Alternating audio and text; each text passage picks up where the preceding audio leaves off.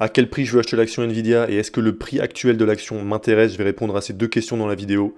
Avant ça, c'est important de voir si l'entreprise est de qualité ou pas, puisque même s'il y a des entreprises qui paraissent pas chères, si elles sont de mauvaise qualité, c'est qu'elles sont sûrement pas chères pour une bonne raison. Donc on va d'abord regarder ça avant de faire la valorisation. Pour ça, je me suis fait une liste de 6 critères qui me permettent de me faire une idée très rapide de la qualité d'une entreprise. Donc mon premier critère, c'est la croissance du chiffre d'affaires. Donc je veux que Nvidia ait une croissance annuelle de son chiffre d'affaires d'au moins 10%.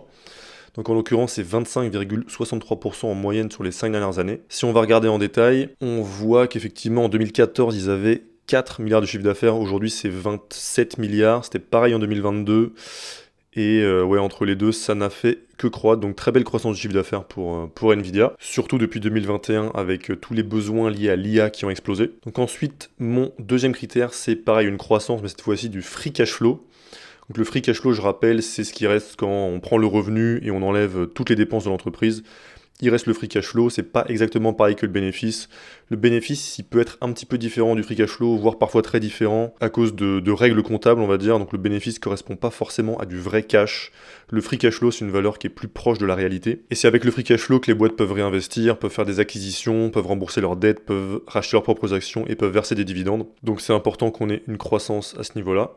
Donc là, la croissance est de 15% par an en moyenne, donc inférieure à la croissance du chiffre d'affaires. Donc pour savoir pourquoi la croissance du free cash flow est inférieure à la croissance du chiffre d'affaires, il faudrait se plonger dans les rapports annuels, mais c'est quelque chose que je fais seulement après avoir d'abord passé mes 6 critères de sélection, puis après avoir fait une valorisation rapide pour avoir une idée de si ça vaut le coup d'aller passer du temps à creuser sur la boîte. Donc voilà, pour l'instant, je ne sais pas pourquoi cette différence, mais ce sera un sujet à creuser.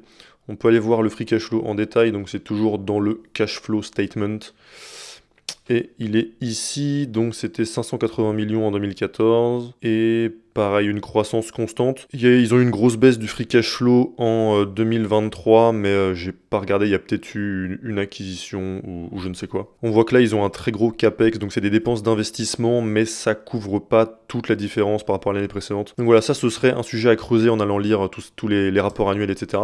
Mais je pense qu'il doit y avoir une bonne raison, donc ça c'est pas quelque chose qui a priori m'inquiète. Et donc ça explique aussi la plus faible croissance qu'il y a eu par rapport à la croissance du revenu, puisque ça se base sur ce dernier free cash flow. Donc c'est un critère qui est aussi validé, on peut passer au critère suivant, qui est le ROE. Donc le ROE, c'est le retour sur investissement de l'actionnaire. Donc un ROE de 28,84%, ça veut dire que si Nvidia réinvestit 100 euros, eh ben ils vont réussir à en ressortir 128 euros. Et donc ça voudrait dire aussi théoriquement, par exemple, que si Nvidia arrive à réinvestir la totalité de son free cash flow, il pourrait générer une croissance de 28,84% sans avoir à prendre de la dette ni à émettre des nouvelles actions. Donc c'est pour ça que c'est important d'avoir un ROE élevé, ça donne le potentiel de croissance du bénéfice sans vente d'actions et sans endettement. Donc c'est pour ça que je veux qu'il soit au-dessus de 15%, voire 20%. Donc là c'est validé.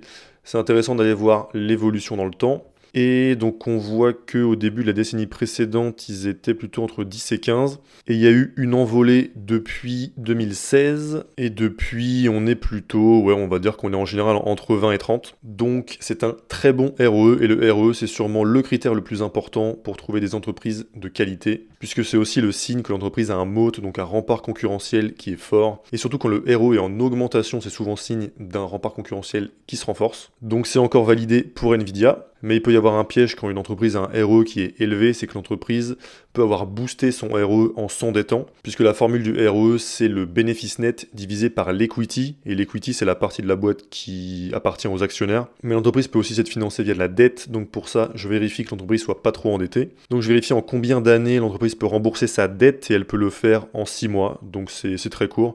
Je veux qu'elle puisse le faire en moins de 3 ans. Donc si on regarde le détail, on va dans la balance sheet pour trouver la dette nette. La dette nette, elle est de 5 milliards de dollars. Et pour le free cash flow, donc pour être le plus précis possible, je ne prends pas la dernière année, je prends les 4 derniers trimestres, puisqu'on a déjà entamé l'année 2024 pour la manière dont reporte Nvidia. Et donc, on a un free cash flow sur les 12 derniers mois qui est d'à peu près 10 milliards, ouais c'est ça. Donc Nvidia a peu de dettes et risque pas de faire faillite a priori. Mon critère numéro 5, c'est l'évolution du nombre d'actions en circulation sur les 5 dernières années. Et je veux que le nombre d'actions ne soit pas en augmentation, puisque si le nombre d'actions augmente, ça veut dire que Nvidia vend des nouvelles actions, ils émettent des nouvelles actions. Donc ça veut dire que les actionnaires qui sont déjà présents, qui sont déjà actionnaires dans l'entreprise, se font diluer. Donc la proportion du business qu'ils possèdent, elle diminue avec le temps au fur et à mesure que Nvidia émet des actions. Et à l'inverse, une boîte qui rachète beaucoup d'actions, comme par exemple Apple, permet aux actionnaires de voir la part de l'entreprise qu'ils possèdent augmenter automatiquement, puisqu'il y a de moins en moins d'actions qui sont disponibles. Donc on voit que Nvidia a émis 0,28% d'actions en plus sur les 5 dernières années. Donc c'est très peu, c'est pas un problème. On peut aller regarder en détail, c'est toujours dans l'income statement sur la dernière ligne. Et on voit qu'il y a 2,507 milliards d'actions et que oui, ça a fait un petit peu des vagues, mais globalement c'est assez stable, donc c'est pas dérangeant. Il y a une très légère dilution, mais on va dire que c'est négligeable, donc ce critère, ça me va. Et mon dernier critère, c'est la marge du free cash flow de l'entreprise. Je veux pas acheter des entreprises qui vont se retrouver en perte au moindre problème, donc pour ça, je veux m'assurer que l'entreprise ait au moins une marge du free cash flow de 10%. Et Nvidia a une marge de 27,69%, donc très bonne marge. Et encore une fois, c'est bien d'aller voir l'évolution dans le temps. Et on voit que les marges d'Nvidia sont en augmentation à long terme, donc c'est encore une fois très bon signe. Donc ça veut dire que leur free cash flow et leurs bénéfices devraient croître à long terme plus rapidement que leurs revenus. Et ça veut aussi sûrement dire qu'ils ont un rempart concurrentiel qui se renforce. Ils ont une grosse margin donc, qui était à 50% en 2011, qui est aujourd'hui à 65%. Donc la grosse margin, c'est la différence entre le revenu et le coût de création de leurs produits. L'operating margin, c'est une fois qu'on a enlevé les dépenses de marketing, de vente, de recherche et développement et les dépenses administratives et financières. Donc pareil, on est passé de 16 à 33, donc ils ont doublé leur operating margin à long terme. Et la marge nette, pareil, passée de 14 à aujourd'hui 32. Donc tous mes critères de qualité sont validés pour Nvidia, donc c'est une très bonne boîte que j'ai mis dans ma watchlist. Maintenant, il reste à faire la valorisation pour savoir si le prix actuel est un prix intéressant, puisque si on ne fait pas attention à la valorisation et qu'on achète par exemple une entreprise 2 fois trop cher, et ben notre performance elle va être divisée par 2. Donc c'est très important de faire attention au prix auquel on achète une action. Donc pour ça, on va déjà devoir trouver quel est le free cash flow par action actuel de Nvidia. Donc il est de 4,14 $. Ensuite, on doit estimer la croissance annuelle du free cash flow par action pour Nvidia. Donc pour ça, je me base à la fois sur des données du passé et aussi sur des estimations des analystes. Donc on voit que Nvidia, par rapport à l'année dernière, a eu une croissance de 71% pour son free cash flow par action. Sur les 5 dernières années, c'est 45% et sur les 10 dernières années, c'est 30%. Donc c'est vraiment des croissances énormes. Maintenant, si je regarde ce que les analystes estiment, j'ai trouvé 31,3% par an.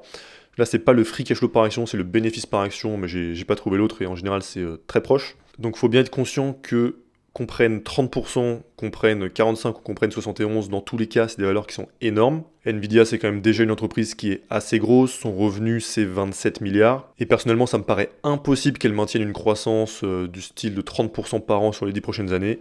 Mais je vais quand même mettre une estimation qui me paraît très optimiste, quand même un peu en dessous, mais quand même très optimiste. Je vais mettre 25%.